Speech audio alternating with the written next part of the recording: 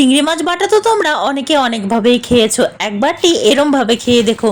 খাওয়ার পর কমেন্টে আমাকে অবশ্যই জানিও যে দিদি ভীষণ ভালো লেগেছে। অনেকেই চিংড়ি মাছটা অনেক রকমভাবে বানায়, আর এটা হলো আমার মায়ের রেসিপি। একটা সিক্রেট জিনিস অ্যাড করেই চিংড়ি মাছটা খেতে ভীষণ ভালো লাগে।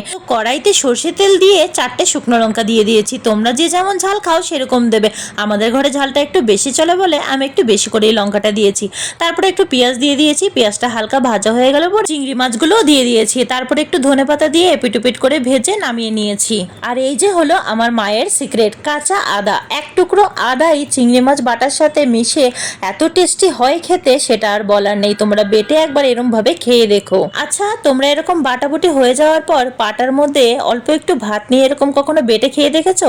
আমার মা না ছোটবেলা আগে এরকম করে আমাকে দিত, আমার তো ভীষণ খেতে ভালো লাগতো। চলো আজকে টাটা, ভালো লাগলে সাবস্ক্রাইব করে সাথে থেকো। Heavy tasty.